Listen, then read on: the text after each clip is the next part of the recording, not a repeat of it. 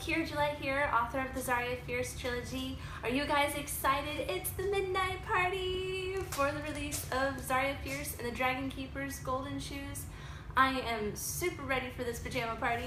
I got my pillow, I have my deep sleeper pajama bottoms, I got my fuzzy socks, and I got a fabulous little Oscar pie companion who's, I guess, walking away from us now because he's no longer interested. That works, he'll be less of a distraction. So I'm super excited tonight, and I've got lots of things to share with you, and we're going to be leading up into reading chapter 4 from the book. But before we get started, I wanted to share some of the artwork that Owen Kerrigan, the illustrator, has done for different parts of the series. This is Norwick. He is a winter wyvern, and he'll be mentioned in chapter 4. This is Madame Brown.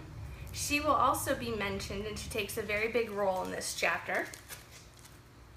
And then this guy, I don't know if you can see him very well, but this is Vingar, and he is the water wyvern that this chapter is all about.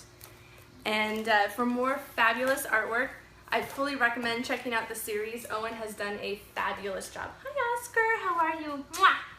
He's excited. He's not usually up this late because we are usually asleep. So now let's get started into reading the 4th chapter of Zaria Fierce and the Dragon Keeper's Golden Shoes. Chapter 4, The Malmdor Beastie. Hector was right that the group wasn't far from Malmdor. They reached the entrance before night fell, and in the gloomy dusk that slipped around them like a cloak, they reached the edge of the forest and stopped.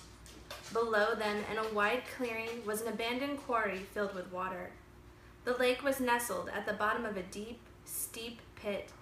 Its deep blue water was smooth and glassy, protected from wind by the rocky walls and surrounding forests. Zaria could see the lake bed in the shallower areas. Something large swam in the center, too deep to see clearly. "What is that?" asked Philippe, having spotted the creature at the same time. Hector said, "It's a water wyvern." "Is that like the Loch Ness Monster?" asked Christopher. "Cool. No wonder they can't find it in Scotland." "You haven't seen a winter wyvern," Zaria said. "I bet it's more like Norway." "The flying snow leopard bear bat thing you told me about?" "Even better," Christopher said, rubbing his hands together in glee. "Do we get to meet it?" "Is it friendly?" asked Gaillard. "The beastie is not friendly," said Hector grimly. "And yes, we will be meeting it. Water wyverns are wild, unpredictable creatures. This one is particularly nasty. It was captured and transported to this quarry lake over a century ago. It can't escape. Water wyverns aren't able to live out of water for very long. This makes it very angry. The lake is too small for him." "That's what I was afraid of," Gaillard said, stuffing his hands into his pockets. "So, can it eat us?" Hector nodded. "It once devoured an entire legion of dwarf handlers because they smelled bad. They've showered regularly ever since." Gaillard looked at Zaria. "Why?" he moaned. "Why do we have to meet it?" "Look on the bright side, mate," Philippe said, clapping Gaillard on the back. "Maybe we get to ride it." Hector shook his head. "The water wyvern is the guardian of Malmdor. Its job is to keep out all trespassers." Christopher sighed, disappointed. "Too bad. I would have loved to ride him." "Will we have to feed it to get by it? What does a water wyvern eat?" Alex asked, readjusting his backpack and bow. "It eats whatever it can catch," Hector said forebodingly. "We'll have to be careful as we near the shoreline. A water wyvern might not be much in the way of limbs, being adapted to the water, but it has enough leg power to propel itself onto the shore and attack." "At least it can't fly," said Gaillard, relieved. "Small favors." Zaria and her friends gasped as it breached the surface, blowing out a large stream of air. The water wyvern was magnificent, with a gray and white pattern. It had a seahorse face, with a long snout and no ears. The top of its head bore a wavy crest that trailed down its neck. As the creature dove beneath the water, it flipped its body into the air. There were no scales anywhere on it as far as she could see. Zaria half expected a whale fluke, but its tail looked like an eel's. The thing was massive, at least 4 times bigger than Norwick, and hideous. They stood there, watching the shifting, undulating shadow in the water. Alex wore a pensive frown. His brown eyes narrowed. "Does it have a name?" "The dwarves call it Vingar." The light faded as the group picked its way down along one side of the quarry. The trail was thin and worn, with chunks of it missing every now and then along the edge. Gravel scattered with every step, making the way even more precarious. Vingar was aware of them and shadowed their progress in the water below. One false move, and someone could be the water wyvern's dinner. Sure-footed, Alex navigated the path at the front, easily avoiding the pitfalls and pointing them out to the others. Madame Brown was right behind him, using a flashlight. Zaria stuck close to Philippe and Christopher, careful to keep to the quarry wall. Gaillard and Hector trailed behind as the stag lord helped their friend stay calm in the encroaching gloom. "This plan is terrible," Gaillard complained. "It can't possibly work." "You don't know that," Zaria countered, upset. It was her plan, after all. Madame Brown knows how to shrink and expand things, including herself. If she can use the same magic on the water wyvern as she can on herself, he'll be pocket-sized too. "I don't know if you know this, but that thing is a lot bigger than Madame Brown," Gaillard said darkly, watching their underwater shadow. "So what if she can shrink it? A monster the size of a car instead of the size of 2 buses is still too big to take on." "You're such a worrywart," Christopher replied cheerfully. "I think it's brilliant. Zaria, you were smart to think of it." Zaria smiled at his optimistic endorsement. She felt proud of her plan because even Hector wasn't sure he could get them past Vingar successfully. The last time he had been near Moundor, Hart had been located on a flat rock jutting horizontally from the quarry's cliff face. It was the last time he'd seen his son. There had been too many roving hag patrols to stick around long. He'd only been able to discern the chain's material before he had to leave him there. Zaria looked at the empty rock in question and felt her happiness slip a little. She wondered where Hart was and how much further they'd have to go to save him. Was he all right? Was he scared? Had he given up hope that his father would come back for him? Would he forgive her for putting him in danger? The answers to those questions were so close and made her excited. Well, excited and nervous. Alex stopped them a little further down the path. He surveyed the remaining trail to the bottom and Vingar's shadowy form below. The water wyvern hadn't reached the surface since the first time he came up. "This is as close as we should go," Alex said.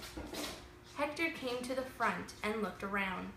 He tilted his head up, almost losing the antler hood he wore as it slipped backwards. The last of the sun's rays hit his face. He stooped to the ground and lifted a handful of dirt, running it through his fingers. The stag lord took a deep breath, smelling the earth. "Alex is right," he said, brushing off the dirt and standing. "This is as far as we go. The ground is starting to get damp. Any further and we're too close." "Now?" asked Madame Brown, clutching the flashlight to her bosom. It lit up her face in a ghoulish fashion. Hector nodded, and she handed Philippe the flashlight. The brownie shook her shoulders and stepped forward to the precipice. She trembled a little, and Zaria felt bad that her plan involved using Madame Brown in this way. But what other way was there? Madame Brown had to get close enough to draw Vingard to the surface, when he'd only do it if he thought he might be able to catch a meal. It looked like the plan would work. The shadow in the water moved a little faster, spinning in tighter and tighter circles. Zaria peered over the ledge just as the water wyvern exploded from the water. It leapt into the air, its jaws open wide, revealing rows and rows of gleaming, sharp shark teeth. Madame Brown shrieked and dived away from the edge, hitting the quarry wall with a thud. As the water wyvern flipped in the air, diving back into the water, his tail flashed, walloping Philippe in the arm and smashing part of the ledge. He stumbled, arms flailing as dirt and rock rained down. "Philippe!" Gaillard and Christopher shouted, each grabbing him by an arm. They hauled him back to safety as his sword fell from him, clanging down the wall until it plopped into the water.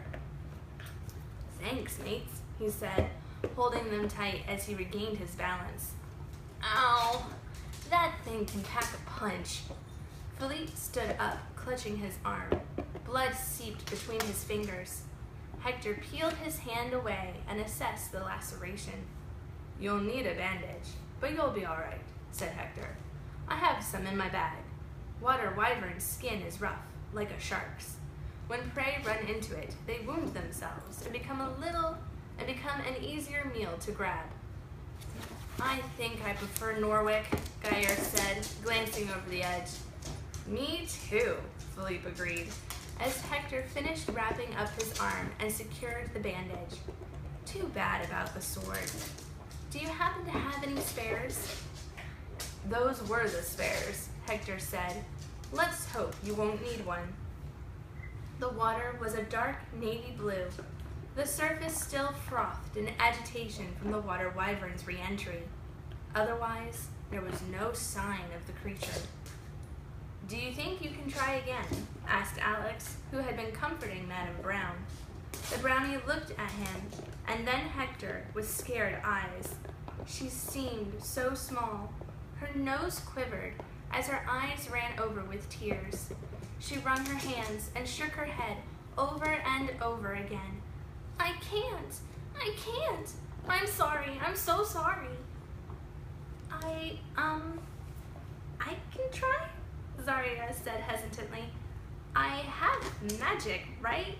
And I've seen Madame Brown shrink and expand. Maybe I can do it. I can try." Hector gave Madame Brown a gentle squeeze on the shoulder. He looked up at Zaria. "Yes, if you want, I think you should, Princess. You are able to do this." Alex and Gaillard shared a look of concern, but Zaria ignored them. She'd have to try to create magic, or she never would. Christopher gave her a thumbs up. "Let's do this," Zaria said, squaring her shoulders. She shuffled to the edge and peered below.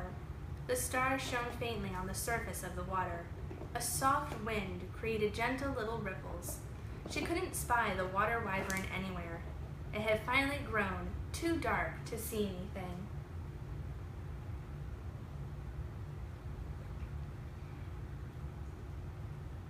Zaria stayed where she was, leaning slightly over the drop. She held her breath, looking for any sign of movement. When it came, she jumped in fright and nearly fell backwards like Madame Brown had. Up, Vingard flew, his jaws open, teeth gleaming, eyes wild. From his throat came a horrendous roar of rage. Zaria thrust out her hand, trying to picture him smaller, and yelled, "Shrink!" She felt a little zing in her fingertips, just as hands pulled her away from the water wyvern. Vingard flipped over and swung his tail. She felt the air displacement from the tail as it sailed through the spot where she had been. More earth and rock tumbled from the quarry walls into the water below. "Are you hurt?" asked Hector. "I'm fine. I want to try again," she said, scrambling up out of their hands. "Can I borrow the flashlight?" Philippe handed it to her. "Be careful." Zaria laid down on her stomach and peered over the edge. She aimed the flashlight down into the water. The beam of light glowed faintly on the dark surface. The wind tickled her face, sending wisps of hair into her eyes. "Come on," she murmured, angling the light a little to the left. "I'm here. Show yourself." Several minutes went by, but the water wyvern remained stubbornly below. Zaria clicked off the flashlight and handed it back to Philippe. She sat on her haunches and looked out over the quarry, contemplating what to do next. She had felt magic in her fingertips. The thought caused a flurry of excited butterflies to lodge in her stomach. Hector tapped her lightly on the shoulder and offered her a hand up. She took it, scrambling to her feet and dusting dirt off her jeans. She surveyed the group. "I felt something. I think it was my magic. I want to get closer." "Absolutely not," Hector replied. "It's too dangerous." Zaria concentrated on the tips of her braids and worried her lip. "We need to get past Vingar. Maybe it will draw him out again if I go lower." "Or it might get you killed. Vingar is not Norwick, Princess," Hector said. "If anyone is getting closer, it will be me." "You can't," Madame Brown said shrilly, having found her lost verve. "Tis too important, Stag Lord. You can't risk getting hurt either." "I can go," Christopher offered, his white teeth flashing in the dark at the reckless idea. "I bet Vingar would jump again to get a taste of me." "Children, none of you are going to get closer to him while the water wyvern is full size." "I'll go," said Madame Brown, her voice barely a whisper. She cleared her throat. "I'll go," she repeated when Hector made to protest. "Be careful," he said. "I don't want you eaten either. Princess, get ready to try again." Philippe gave Madame Brown the flashlight, and she put it in her pocket. Zaria settled into place as Madame Brown scurried down the quarry another 15 meters.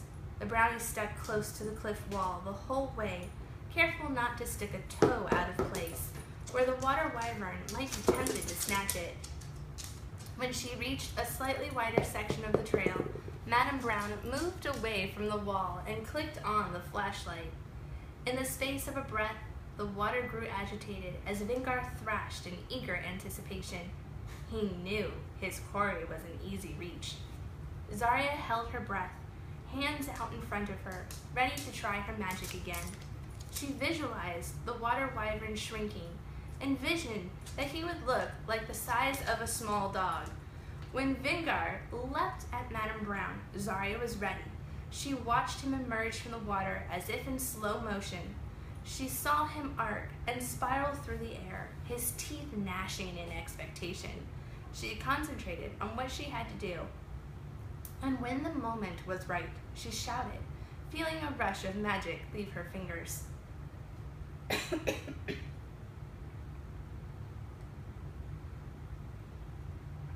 The echoes of her shriek bounced chaotically around the walls of the quarry. It sounded like an invisible army had given the order. The water wyvern screeched and thrashed in the air, his tiny limbs scrabbling for purchase, his tail whipping back and forth. Madame Brown ducked. She needn't have done so, because Vingar shrunk in size. His tail missed the cliff completely. In fact, Vingar rapidly changed from his normal size into a small car, and still further down to the size of a motorbike.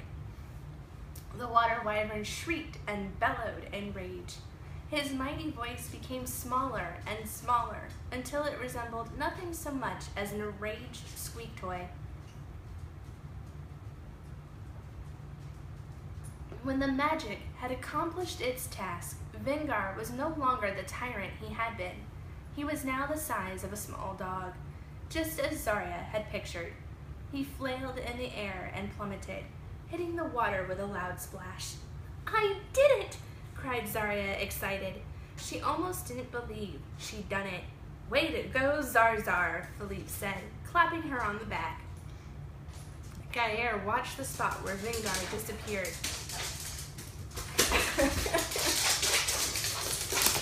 Crazy dog, stop it. This is Puppy 500. Sorry, guys. Nope. Nope. Stop. Stop. Stop. Be a good boy. Gaillard watched the spot where Vingar disappeared. Did you see that thing shrink? He asked everyone. I'd never believe it. I'm telling you, you won a freaking lottery, said Christopher. I'm so jealous. It would be a useful power to have, agreed Alex. Let's get to the bottom, Hector said, shepherding the children ahead of him. They raced down the trail, catching up with Madame Brown along the way. The brownie jabbered excitedly, pleased with her bravery. Zaria was pleased with herself, too, because she'd done it. She'd actually done it. She gave a little skip of excitement, wondering what else she could do. At the edge of the lake, the group stumbled to a stop. Hector took out a strange wooden object from his bag and blew into it. A soft, haunting lament whistled out and blew across the water, sending a series of waves from the center outward. The waves grew larger as Hector continued to blow on the instrument. Then, in the midst of the waves, in the middle of the lake, a boat emerged from the bottom and eerily floated to them. A ghost ship, Christopher said, his eyes lighting up. Awesome. Ghosts aren't real, Zaria reminded him, rolling her eyes. And it's not a ship, it's a boat. Don't begrudge me this, he said, laughing. A ship just appeared out of nowhere and piloted to us without a navigator. I'm sticking with ghost ship. She stuck her tongue out at him and gave him a small push. All right, call it whatever you want. I don't care.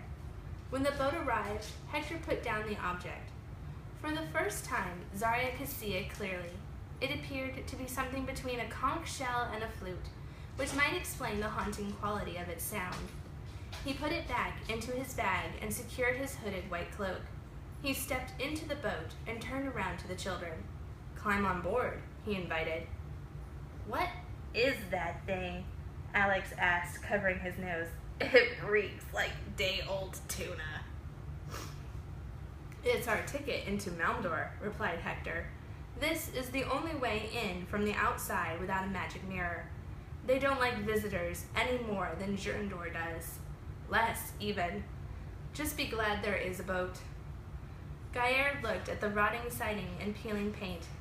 It doesn't look very sturdy. Are you sure this thing can support us?